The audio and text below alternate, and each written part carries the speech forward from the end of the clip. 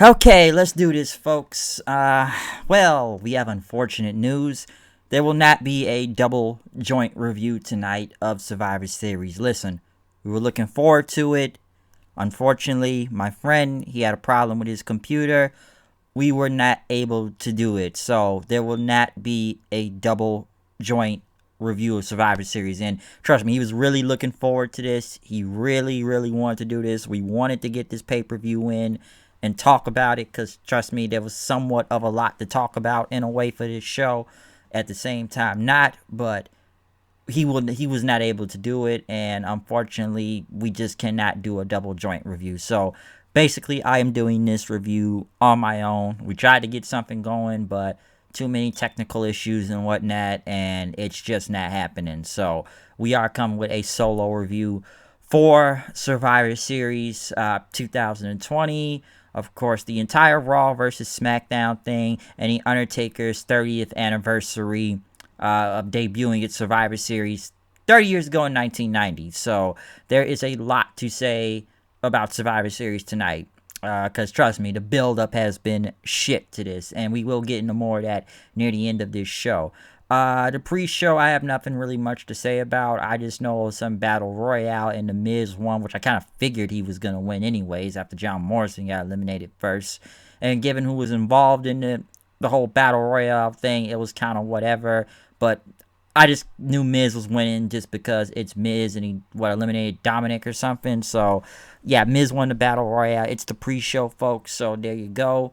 But we do kick off with the official Star Survivor Series. We kick it off with the 5-on-5 men's team with Team Raw, AJ Styles, Keith Lee, Sheamus, Braun Strowman, and Matt Riddle versus Team SmackDown, Jey Uso, Kevin Owens, Seth Rollins, King Corbin, and Otis. In this 5-on-5 thing, as Paul Heyman was watching in the back, the first person to get eliminated was Seth Rollins, which when you look at Seth Rollins in this match, Seth Rollins looked very stone-faced as he came out for this match. And when he got tagged in, he basically just got on his knees and told Sheamus, do your part. And he got bro-kicked, and he was done. And he was gone after that. And I didn't really...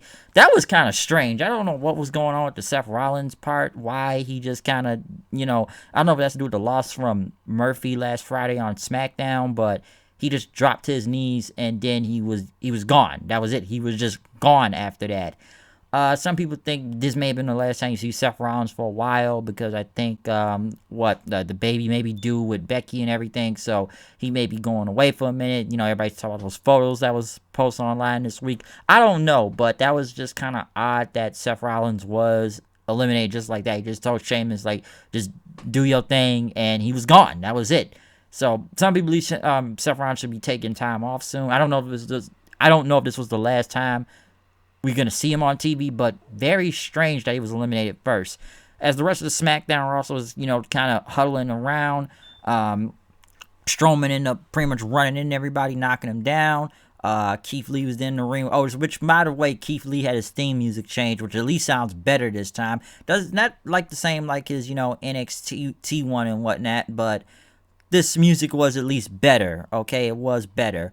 But after Kevin Owens, he hit stunners on everybody in the ring. AJ Styles ended up hitting him with a phenomenal forearm, and he was gone next.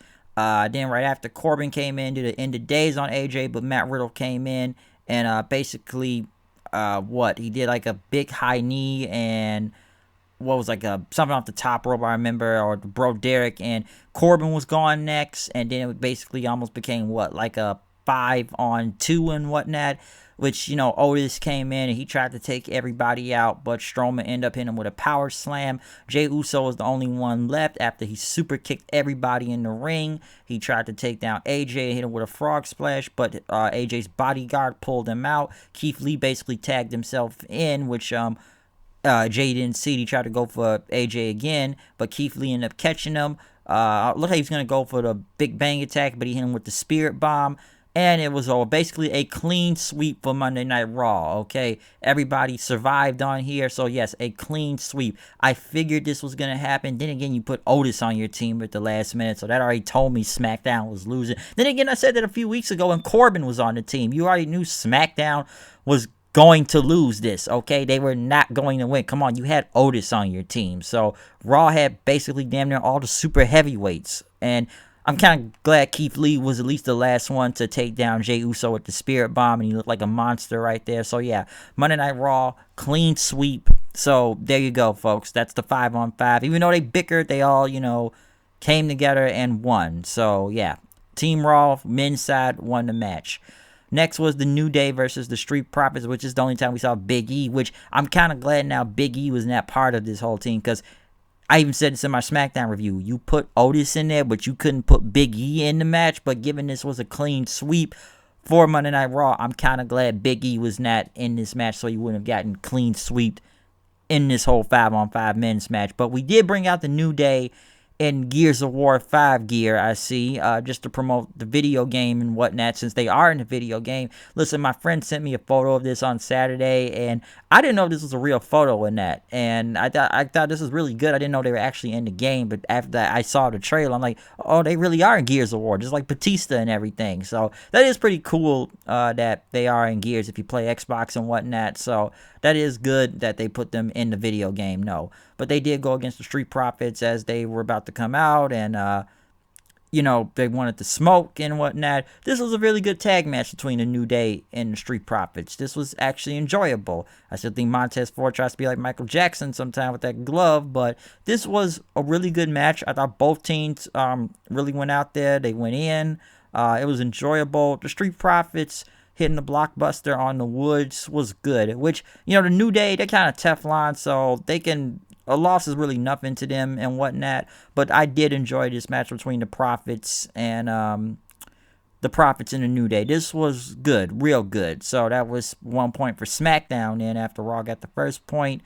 Next, Bobby Lashley went against Sami Zayn, Intercontinental versus U.S. title. The entire Hurt Business was out there, so Sami Zayn was trying to dodge the Hurt Business at the same time. This was mostly Sami Zayn running from Bobby Lashley several times, trying to outsmart him, but Bobby Lashley got the power game on him, which this match didn't really go long, and the finish was what? Sami Zayn tried to get away, and MVP tripped him, and then he threw him back in the ring, and Bobby Lashley hit him with the Hurt Locker, making him tap out. Come on, Lashley was going to win this match regardless. This wasn't going to be, Sami Zayn trying to outsmart him, but then again, this was a heel versus heel match at the same time, and then the entire Hurt Business out there also. Now, this does give reason for Sami Zayn to complain, because it's like, hey, he tripped me. He got involved. He had the whole Hurt Business. He should have been a one-on-one. It was like 4-on-1, so he does have a reason, something of an out. I'm not saying he was protected all the way in this match, but I just knew Bobby Lashley was going to win this match in general, okay? I don't think anybody really doubted that. So, Lashley, that's another point for Raw and everything, but I think Sami Zayn will just have something to complain about on SmackDown now, since like, oh, no, it was 4-on-1, it wasn't 1-on-1. So, I think they're going to go off of that. Jimmy Uso, I guess, was in the back of his brother Jay as they wait for Roman Reigns and Paul Heyman. Reigns basically said, called out Jey Uso. Jimmy walked away. Roman basically, you lost because you couldn't control your team. And they didn't respect the family. And basically, you and your brother can go leave right now, because I ain't talking to no losers. So y'all can roll out. Which, remember that for later on. Next, Asuka went against Sasha Banks. Listen, I'm not going to say this. If you've seen one match, you've seen them all. But this was really good, though. I did enjoy this. Very good match between both of them, like as usual. But I figured Sasha had to go over because, come on, if you remember SummerSlam, Asuka beat Sasha Banks. So I did like the finish of the match, though. It wasn't by like a regular like submission or pin by any chance, but Asuka, trying to go for the ankle lock, and it was basically dodge roll-ups, and Sasha got the roll-up on her for the win, basically giving SmackDown another win, which, like I said, Sasha kind of needed the win to beat Asuka, because Asuka's already beaten her also. Well, they both beaten each other, but given off of SummerSlam, I felt like Sasha had to get this part one right here. So, a very good match between both of these two. Nothing, like I said, you always going to get a good match out of these two, and once again, this was great also. Next, they played, I guess, the Godly Gooker, which he's also making his 30-year anniversary. Also won the 24/7 title. And, of course, they have to involve the Ninjas and R-Truth, so R-Truth won. Next, the women's 5-on-5. SmackDown. Bayley, Bianca Belair, the Riot Squad, Ruby Riott and Liv Morgan, and Natalya versus Nia Jax, Shayna Baszler, Lana, Lacey Evans, and Peyton Royce. Was Lana going to go through a table 10 times? I was hoping for that, as they kind of made Lana stand off to the side, as Nia Jax said she didn't want her involved. Which they did. They kind of went on for a minute with both of these teams, which I was surprised Bayley was eliminated first by Peyton Royce. So I guess she's getting her little finish, her little push right now. So Bayley got eliminated by her first. Then Peyton Royce was eliminated by Natalya after, the sharpshooter and whatnot. Lacey Evans ended up eliminating Natalya with the women's right then. Right after that, Bianca was kind of going in on everybody at first then, but Baszler ended up getting eliminated. Not Baszler, but Ruby Riott got eliminated by Baszler, basically, choking her out and whatnot. And Liv Morgan got the crucifix pin onto Lacey Evans for the pinfall also. Then in between, it was like 2-on-2 then between 3-on-2 because Lana was standing at the side. But what was like Baszler and Jax going against Bianca and Liv Morgan, which Liv Morgan ended up getting eliminated by Nia Jax because Liv Morgan said, "Bring it on, bitch," and tried to go for it, but she got Samoan dropped. And then Bianca was the last one on SmackDown. Basically, she went beast mode on both Baszler and Nia Jax, which Baszler ended up choking out, put the careful clutch on Bianca, but Bianca got to the ropes, but the referee disqualified her, so Baszler was protected here by disqualification because she didn't let go, and Nia Jax was going to put Bianca through the table, but Bianca ended up knocking her over the barricade, which she tried to get into the 10 count also, but both women got counted out. So since Lana was standing there most of the time and didn't really do anything, she ended up becoming the sole survivor, which I'm sure people thought that was a joke, but should have saw this coming at the same time. Honestly, I think I was going to see 10 times of her going through the table, but given I know they want to build the sympathy card, which I just find the whole her going through a table every week hilarious in my opinion. I've enjoyed it, okay? I was hoping to see 10, but I think they just had to give Lana something. Like, she's the sole survivor, so she won for Monday Night Raw, so there you go, folks. I think, like I said, 2 of my friends saw this coming. They called it themselves. They knew Lana was going to be the sole survivor on this. I wanted Bianca to win, but since she went beast mode, but I figured they was going to do the Lana thing, and she did not go through the table. Overall, the women's match was kind of whatever. It was good sometimes, but still bad at the same time, too. So it was okay and whatnot. I'll say that. Next, Universal Champion versus WWE Champion, Roman Reigns versus Drew McIntyre, which you could arguably say this was the best match of the entire night and what you expected this to be. This was great. I enjoyed this match a lot. Both of these guys beat the hell out of each other. Let me say that, number one. But this was insane. Like, just Roman just hitting multiple spears onto Drew. Drew even getting out of the Superman punch, hitting him with a future shot DDT, and then trying to go for the Claymore then. Even Reigns ended up spearing him through the 2 barricades, which still did not work as Drew still kicked out. He tried to go for him again, but it still did not work with another spear and still another kick out. Reigns was starting to get pissed in. He was going to go for another spear, but Drew went off the ropes. He hit him with a Claymore kick, but still a 2 count.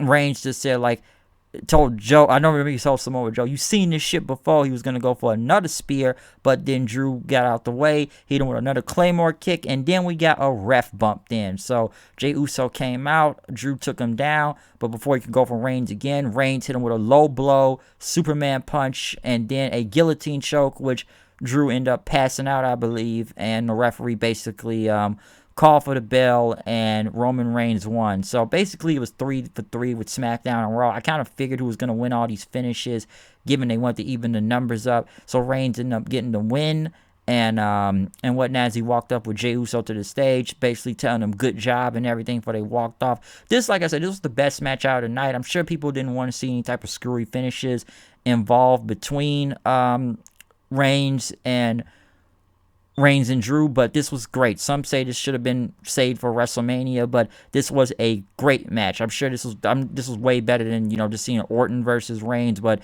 this was awesome to watch. Some people believe this may still happen at WrestleMania. I'm not really sure, because I know the rumor is supposed to be The Rock and everything against Roman, but I don't know. But this was a great match, though, okay? This was the best match on the entire show, in my opinion. So this was everything it was going to live up to the hype and whatnot.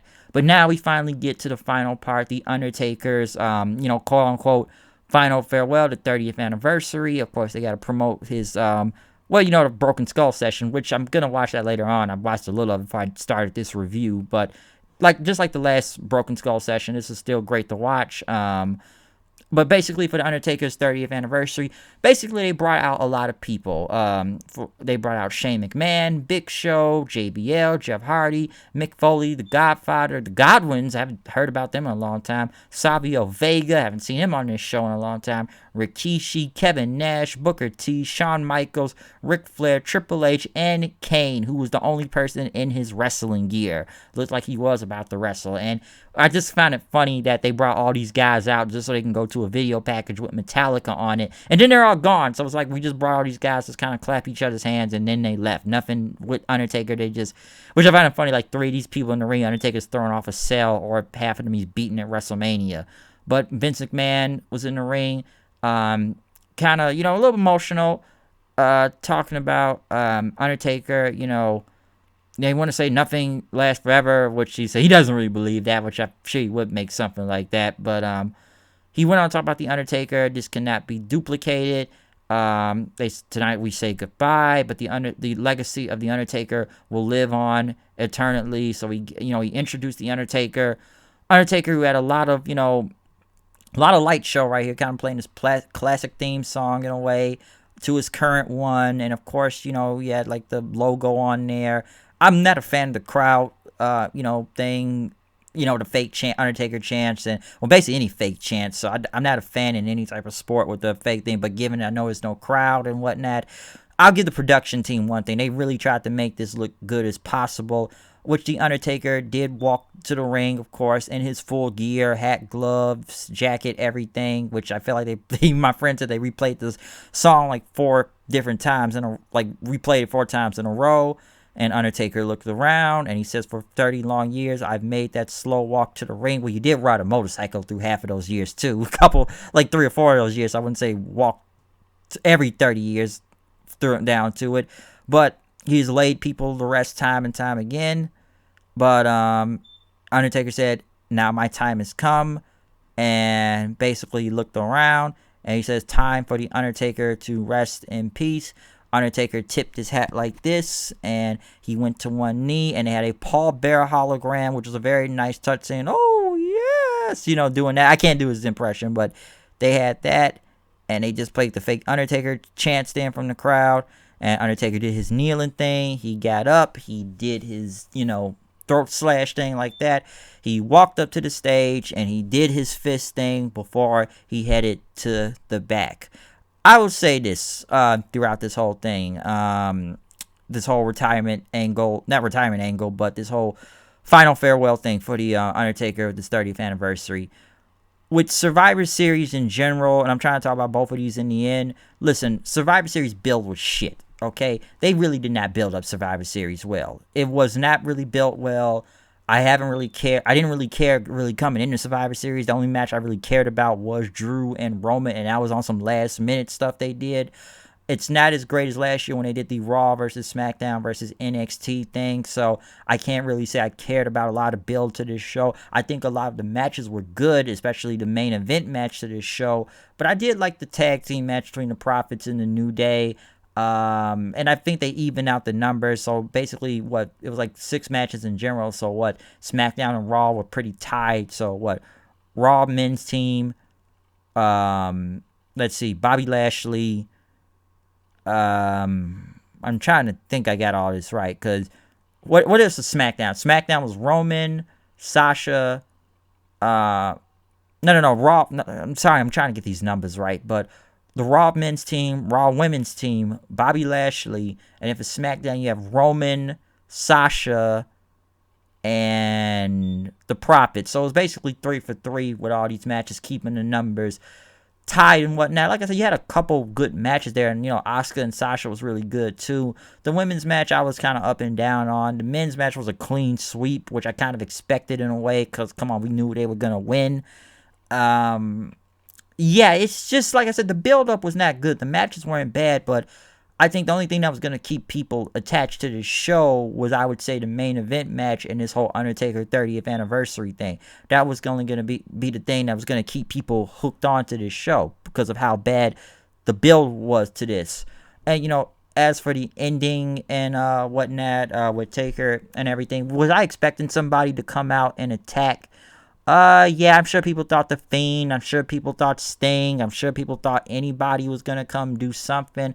I was expecting it because the only thing I was kind of saying, like, Undertaker didn't leave his hat and coat and gloves in the ring to kind of, officially put it like that. He just kind of still had his gear on and walked away with it. But given that we've already seen the Undertaker put his hat and gloves in the ring and left them there before, it's kind of like, dude, you did this last time or two, and it's like, what are you on your third, fourth retirement angle, and like, how many times are you gonna get away with this and then return in 6 months? So, I was expecting someone with an attack and everything, but like I said, given the circumstances of everything, listen, with the pandemic, I'm sure everybody would have said, yes, this would have looked good in front of a crowd, but I think WWE knows themselves they don't have fans coming anytime soon. I think this was the last pay-per-view in this Thunderdome thing before they go on to Tampa, or whatever they got built up over there and whatnot.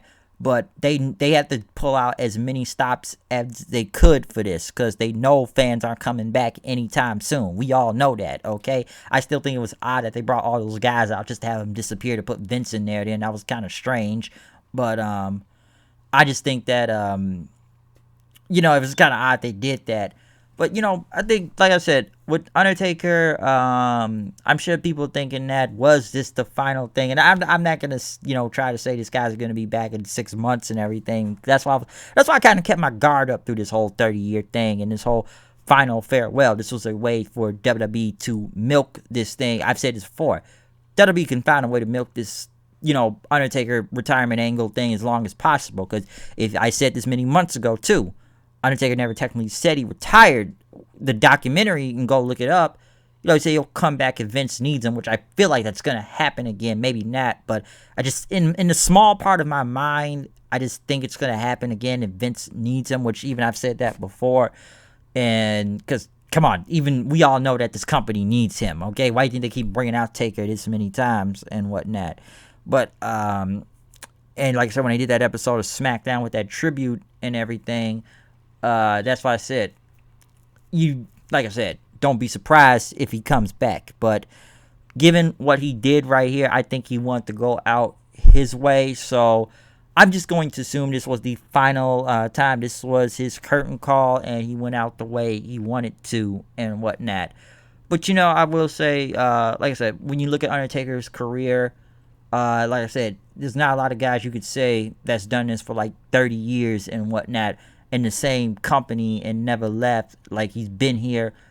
Like I said, he's been here since Survivor Series of 1990 all the way to now. Like I said, I would say when I first started watching The Undertaker, it was kind of like in the Attitude Era. I wasn't around when he, the Dead Man at the time. Like, I was more in like the Ministry kind of late 90s type of thing when I started watching.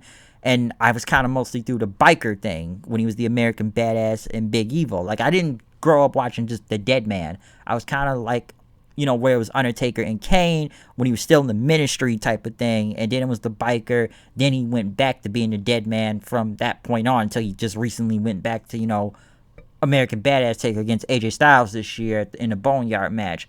That's most of what I could say from it. But, there's a lot of great Taker matches I could name, and I'm sure everybody can name, WrestleMania 25, Shawn Michaels, and 26. One of my personal favorites against Kurt Angle, No Way Out 2006. Matches against Batista or Kane or Austin. Like I said, we can go through a long list of Taker matches, which I'm sure everybody can name across the board. I'm sure everybody can. Okay, so it's a lot to say from this. It really is and whatnot. But I already know some people that are still kind of keeping their guard up upon this because I don't know what will happen during WrestleMania time. Because there's people I know that will say like, don't be surprised if they try to pull something off at WrestleMania, which I could believe that too.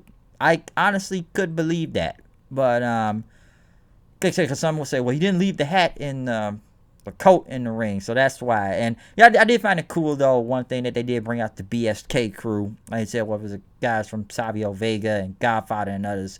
That was good, too. But when it comes to wrestling, it's like some people say, never say never. So we don't know what to expect. So, like I said, you gotta give the production team the production team credit. They pull out a lot of stops to make this look good as possible. Okay, so we gonna see what happens. But overall, Survivor Series was good. I'll say that it had its ups and downs, but it was good, and I'm sure people were just waiting to see what they were gonna do with this Undertaker 30-year anniversary thing. Like I said, there's not a lot. Like even Vince said, you cannot duplicate his career and whatnot. Like I said, Undertaker is just one of those special type of breeds. Okay, when it comes to wrestling and whatnot. So, like I said, we will see what happens. Okay, because like I said, we know he's, I guess, he's done, but then, in that small part of your mind, you never know when anybody shows up or comes back, okay? So that's just my little small opinion. Like I said, I really wish I was going to do a double joint review because me and my friend could have really went back and forth on the whole, Undertaker 30-year anniversary thing. We could have had a good back and forth conversation about this, but hopefully we get some type of review in soon or something, okay? But overall, though, tell me what you think about Survivor Series tonight. Did you like this show? Did you hate this show? What did you even think of the build up to this? What do you think about this whole Undertaker 30-year anniversary tribute? Do you expect anything else to happen next with the dead man? Or whatever version he comes back as, or American Badass or whatnot? I don't know, okay? Because, like I said, basically kind of went out on top and doing that Boneyard match and everything. So some people wonder at this point how many times were we going to keep bringing them out for WrestleMania, especially when there's no streak and the streak is gone at this point. So I don't know, but like I said, expect the unexpected. So other than that, though, I am done with this review for Survivor Series. That's all I can really say. I know I somewhat kind of rambled at the end, but I wanted to get out as many thoughts as I could, especially on the ending segment to this show. Okay, so yeah, that's all I can really say about Survivor Series tonight. So other than that, comment, subscribe, follow me on Twitter at HoodedKnight890. We will be back tomorrow night for a review of Monday Night Raw. So yeah, tell me what do you think about this show in general for Survivor Series tonight. So other than that, I'm out of here. See you guys later. Peace out.